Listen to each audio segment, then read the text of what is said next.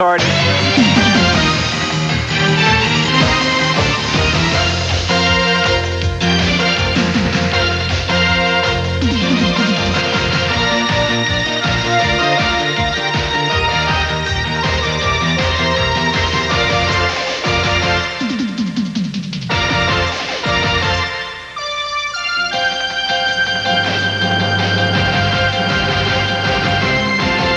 Motorweek Illustrated is brought to you by Dodge, an American revolution, a performance revolution, and by new Valvoline 4Guard, the motor oil for today's harder-working four-cylinder engines. Hello, everyone. I'm Dave Despain. The finale of the 1985 IndyCar season tops today's edition of Motorweek Illustrated. I'm Helen Casey. The father-son battle for the CART PPG crown has been decided. This week, Bobby Unser, three-time Indy 500 winner, told USA Today that a father shouldn't race his son. But Bobby's brother Al raced his son, Al Jr., today in Miami to decide the championship. Jerry Garrett filed this phone report. A big pile-up at the start of the Beatrice Indy Challenge took out favorites Mario Andretti, Emerson Fittipaldi, and Roberto Guerrero. Just a half a lap later, Rob Blazel, Kevin Kogan, and Michael Andretti tangled. Once those wrecks were cleared, pole starter Bobby Rahal took command. He led until the last of two pit stops when Danny Sullivan went out front and ran away from Rahal and took the race. Al Unser Jr. led his father, Al Sr., by a position most of the race. Al Jr. finished third, but Sr. finished fourth, and that was enough to give the father the IndyCar season championship by just 2 points over his son. From Tamiami Park, this is Jerry Garrett for Motorweek Illustrated. In his long and distinguished career, Al Unser, shown here leading his son, has won 3 Indy 500s, a Triple Crown, and now a third national championship. Big Al would tell you beating Junior for this year's CART PPG crown was his toughest and proudest achievement of all, and he did it the hard way without a full-time car, crew, or sponsor. The king of IndyCar racing and the acknowledged head of the Racing Unser's family tree, Al Unser is our champion racer of the week. Well, next Sunday, live on TBS Sports, Bill Elliott and Darrell Waltrip will meet at Riverside Raceway in California to decide the Winston Cup Stock Car Championship. Their title showdown was set up last Sunday at Atlanta International Raceway. Elliott won and Waltrip finished third in the Atlanta Journal 500, also live on TBS. Elliott did precisely what he had to in this race, scoring the maximum points possible. He started third, but took the lead within moments and threatened to run away and hide. All that prevented another familiar Elliott Superspeedway blitz was this unscheduled mystery pit stop. Well, we just thought we had a flat tire and run over some rubber. Evidently, it picked some rubber up on the tire and it felt a little funny. We were just trying to be cautious more than anything. If he's okay now, yeah, there's no problem. Now that dropped Bill into the pack, allowing Cale Yarborough to lead a lot of laps. Elliott caught him and almost crashed, trying to pass his sometimes bitter rival. After that, Bill laid back until a pit stop, then tried again. Second time Elliott made a run at him, Cale couldn't hold him off, and Elliott made the pass in time to lead the most laps in the race, an accomplishment worth 5 precious bonus points. Bill's 11th Superspeedway win of the year broke David Pearson's record, and it's time to change the nickname as $2 Million Bill, past another season's earning milestone on Sunday. Bill says he'll use the same strategy at Riverside. Well, the only thing I go about it is just the same way I went here, just as hard as I can go. Waltrip finished third Sunday and has a slim 20-point Winston Cup lead. 2 weeks ago here on Motor Week, he told me his then 35-point lead made his strategy simple. Right now we're in a situation where as we can follow Bill for the next 2 races, and that's probably what we're going to do. He follows me in Tennessee, I'll follow him in Georgia. Well, following Bill last Sunday wasn't all that easy. An early handling problem left Waltrip backpedaling through the field. Well, you were at one point not even in the top 20. Really? That happens sometimes. We got a bad set of tires and fell back and then almost got lapped, and then everything worked back out. We got some tires and some wedge in the car, and we was okay after that. Now that chassis adjustment by the masterful Junior Johnson was just what the doctor ordered. Waltrip sliced his way back through traffic, salvaging valuable championship points with each position gained. We just run as hard as we could run. We were catching Cale at the end, but run out of laps, so we knew we was going to lose a little something here, and we lost as minimum as we could. Waltrip's point lead indeed doesn't amount to much, but Riverside is a racetrack where Darrell feels very much at home. Well, we run good out there, and been on the pole a number of times and won a number of races there. And if it had to come down to a place to decide the championship, I say that's as equal as it could possibly be. The driver has as much to do with how the car finishes out there as anybody else does. So that's what it's all about. Looking forward to it. Now, what's become of Waltrip's plan to leave Junior Johnson and form his own team when his contract expires at the end of the season? Here's what he told Jerry Garrett. I have had 5, and next year will be 6 great years driving this car. Made a lot of money, won a lot of races, possibly a 3rd championship. I have a great deal of respect for Junior. He's treated me like a champion. So I'm really going to have to consider that when it comes time to to move on or renew our agreement or whatever. I'm having mixed emotions. A lot of people thought you might be shooting yourself in the foot if you left. I'm one of those people. So who's going to win this championship? It's simple, really. Helen, write this down.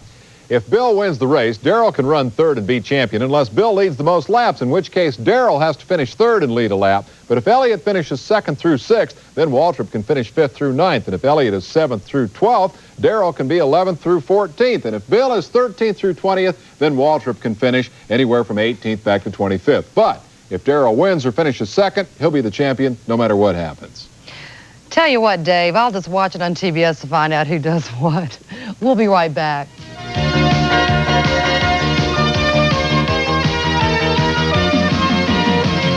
Weekend, the final Formula One race of the year marked the biggest sporting event down under since the '56 Olympics. The government pumped millions of dollars into the promotion, and the streets of Adelaide were the scene of the year's most exciting Grand Prix. Jim Roller has the story. Over 110,000 Australian fans were treated to on-track fireworks all afternoon. On the opening lap, Ayrton Senna in black and Nigel Mansell bashed wheels. Mansell went to the sand and eventually out of the race, while Senna carried on. That fracas put K.K. Rosberg out front, with Senna in hot pursuit. Seems racing down under had turned the diminutive Brazilian into a Tasmanian devil. He kept the fans on their feet with wild moves like this as Rosberg went to the pits for fresh tires. Minus his front wing, Senna pressed on in the lead. He never let up until this brush with disaster. Then, as if living the 9 lives of a cat, Senna survived this near miss with a charging Rosberg, as it was the Brazilian's turn to go to the pits for fresh rubber and a new front wing. That pit stop put Rosberg back out front. Senna, meanwhile, in his rebuilt Lotus, was stalking second-place Niki Lauda, number 1. Senna passed the 3-time world champion for second place. Then tires again became the issue. Rosberg relinquished the lead with his second trip to the pits for new rubber, and Lauda re-caught Senna, who had also used up his tires. Lauda, who insisted before the race that this would be his last Formula One outing, outbraked the Black Lotus and took the lead. But Lauda had used up his brakes, catching Senna, and slid into the wall, ending his race and his second career. That left Senna and Rosberg to square off again. KK was turning record laps and retook the lead for good when Senna's beaten and battered Lotus could stand no more. Rosberg built a big lead and even had time for one more tire stop as the on-track carnage continued. Stefan Johansson in the red Ferrari outside and Gerhard Berger inside staged this thrilling duel for 4th place, which ended with Berger's close-up inspection of the tire barrier. Rosberg sprinted on, while second place was in doubt until the final lap. Ligier teammates Jacques Lafitte and Philippe Starif battled tooth and nail. The veteran Lafitte was displeased with his rookie teammate's persistence. Then Starif made this mistake, which almost cost them both. Rosberg took his 5th career Formula One win, his 4th on a street circuit. Lafitte and Starif held on for 2nd and 3rd despite their last lap altercation. On today's Beatrice Formula One report, a final look at the season's statistics. Alain Prost, the first French world champ, claimed the title in a walk. Rosberg scrambled past Senna in the final standings. Prost's McLaren team took its 2nd straight and 4th ever constructors title, while Williams' late season charge earned a tie for 3rd. For Prost, 5 seems to be a magic number. His 5 victories this year, tops for any Grand Prix driver, move him to 5th place on the all-time career win list. In career Grand Prix points, he moves up to 5th place behind Lauda, Stewart, Reutemann, and Hill. And in the average points per race column, where is Alain? Well, you guessed it, he is now 5th. on the all-time list. The Williams team enjoyed a superb season's finish with 3 straight wins, and that organization appears to have a clear-cut engine and chassis advantage going into the '86 season. Our U.S. Air Force Reserve Wrangler Behind the Scenes Award goes to Frank Williams for working his way out of a long Grand Prix drought and putting the Williams colors back on top. Now, Steve Potter has a story of the Sports Car Club of America's last big road racing weekend of the year. Street racing has become a way of life in American motorsports. And now St. Petersburg, Florida has joined Long Beach, Detroit, Columbus, Ohio among the American cities looking to put themselves on the map through motorsports. 5 classes finished the season at St. Pete. New Trans Am champ Wally Dallenbach Jr. dropped out early, leaving Willie Ribbs and Tom Gloy to race to the lead until Les Lindley spun. Ribbs goes right, but Gloy goes left and narrowly escapes disaster. Then electrical problems KO'd Gloy, leaving Willie an easy winner. In the Can-Am, David slew Goliath. Number 5, Lou Sell, lined up his 300 horsepower March BMW outside pole sitter Rich Meskowitz's 600 horsepower Frisbee Chevy. In the end, horsepower didn't matter. Early leader Meskowitz slowed with gearbox problems. Then Peter Greenfield hit traffic trouble, and a patient Sell was home with a win. Meskowitz's second place clinched him the Can-Am season title. In Formula Atlantic action, Riley Hopkins started 4th, stayed out of trouble, and came home the winner ahead of Michael Angus. Young Mark Wyborny scored the first pro victory of his career as the wreck-filled Sports Renault race finished under the yellow flag. Rookie Randy Popes won the Volkswagen Cup race, on the track at least. Officials moved him back to 3rd for reckless driving. That gave Paul Hacker the win and his 5th season title. From St. Petersburg, Florida, this is Steve Potter for Motorweek Illustrated. We'll have more on the Atlanta Journal 500. Bob Barsha will join us, and Chris Economaki is here too when Motor Week continues.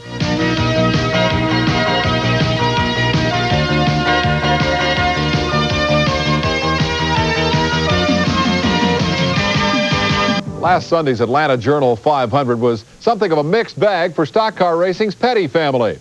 For a while, Richard and son Kyle, number 7, enjoyed their best Atlanta International Raceway showings in a long time. At one point, Richard had scrambled all the way to 3rd place, using the daring, high, wide, and handsome driving style that is his trademark. You know, up against the fence, if the car is handling good and stuff, it's more comfortable, it's safer, it's easier on the car, it's easier on the driver. You know, even though you think it'd be closer on your nerves and stuff, it's really not as bad as really it looks. Old Richard might have mixed it up with Bill and Cale and Darrell, but a tire problem dropped him to a 10th place finish.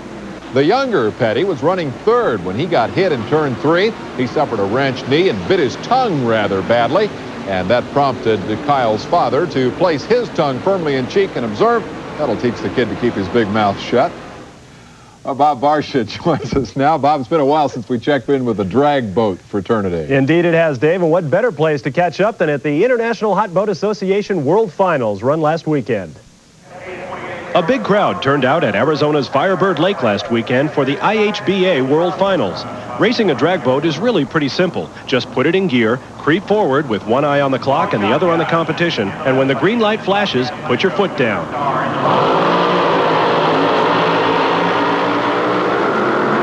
A blown hydro or flat bottom will easily reach the 200-mile-per-hour speeds of their earthbound cousins over the quarter mile.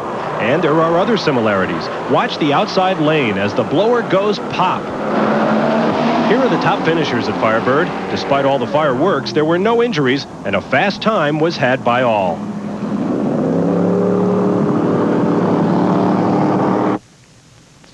On the heels of Al Unser and Al Jr.'s battle for the IndyCar Championship, Valvoline presents an especially appropriate page from Ken Squire's scrapbook. Hello, everyone. Here's still another page from my motorsports scrapbook. Memorial Day, 1978, Indianapolis, Indiana. History was in the air at the Indy 500 as Tom Sneva led 4 drivers through the 200-mile-per-hour barrier in qualifying. But the man of destiny was the 2-time winner, Al Unser. Unser was celebrating his 39th birthday. 4 drivers shared the early lead, but by halfway, the battle raged between Unser and Danny Ungaius, driving for Parnelli Jones. on lap 140. Angaius fell out with a broken turbocharger, leaving Unser alone to join Louis Meyer, Wilbur Shaw, Maury Rose, and A.J. Foyt as the only three-time winners of the 500. Still, the newest Indy immortal stayed true to his roots. Unser skipped the awards banquet to fly home to New Mexico for the high school graduation of the man he would one day face for the Indy Car Championship, his own son, Al Jr. I'm Ken Squire. Join me next week for another great motorsports memory. National Speed Sport News editor and publisher Chris Economaki is a great nostalgia buff, and Chris was in seventh heaven a couple of weeks ago in Paterson, New Jersey. On a brisk fall Sunday, members of the Atlantic Coast Old Timers Association held a reunion in Gasoline Alley in Paterson, New Jersey, in the very same spot where in the 1930s and the 1940s, Ted Horn and Ronnie Householder garaged their cars.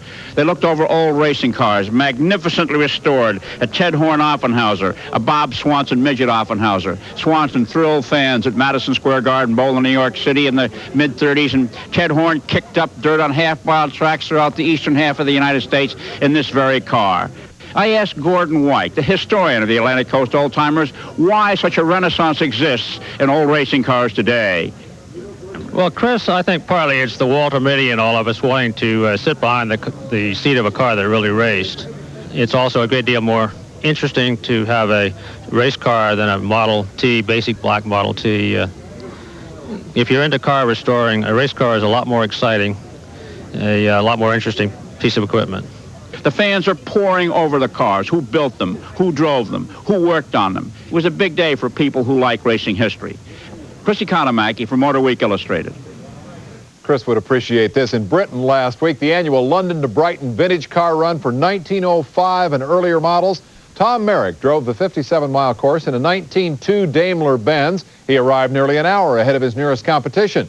The outraged clerk of course, Peter Cooper, refused to record his time and charged that he must have cracked along at more than the 20-mile-an-hour speed limit laid down by the organizers. Cooper says he's considering disqualifying the car next year. Merrick sped off before reporters could question him about his blistering performance.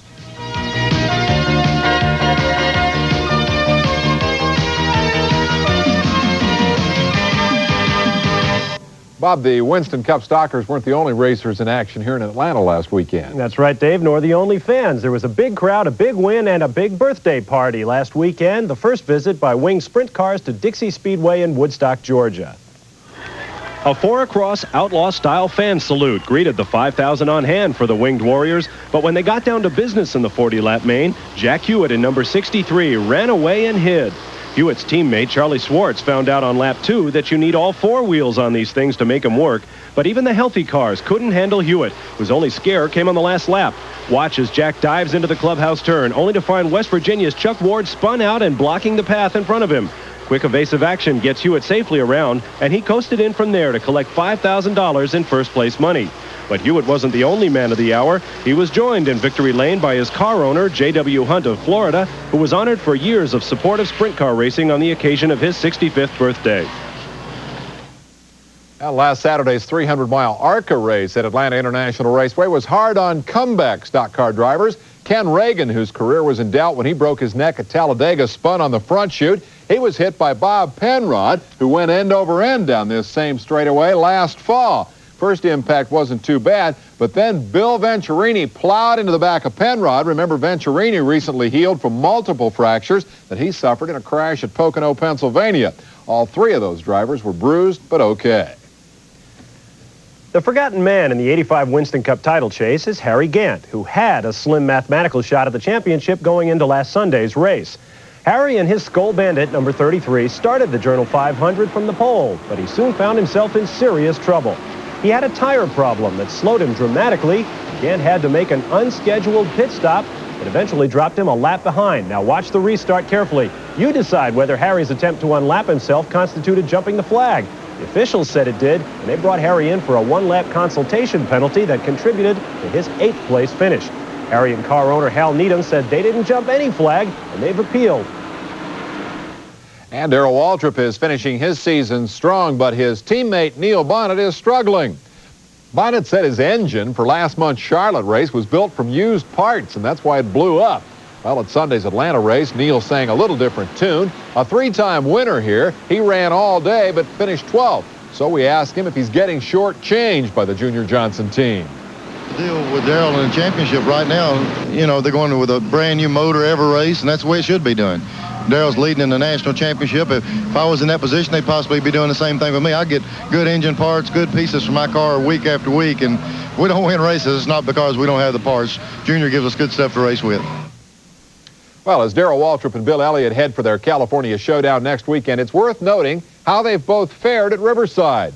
Now, Darrell has won 4 career races on NASCAR's only road course. He owns the single lap and the race record there, which might intimidate Bill Elliott, except for the fact that Bill won his first Grand National race at Riverside in '83, while Waltrip was 6th. And in this race last year, Bill finished 4th. Darrell was 34th.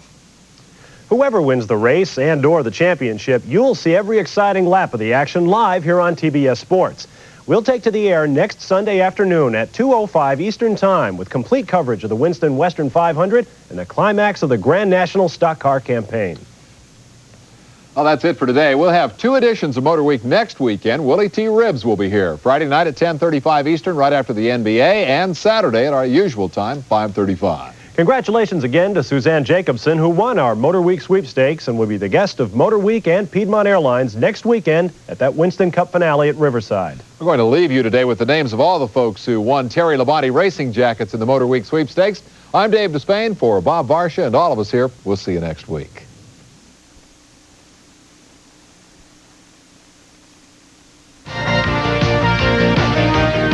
Promotional assistance and a promotion fee paid by Jaguar. Jaguar's powerful racing V12 sets the standard for a distinctively elegant grand touring car. The Jaguar XJS, a blending of art and machine. And by Beatrice. Many of your favorite products come from us, including LaTroy Oriental Food and Avis Car Rental. Beatrice, you've known us all along. The Air Force Reserve. Be one of a kind in today's Air Force Reserve. Now more than ever, a great way to serve. Call toll-free 1-800-257-1212.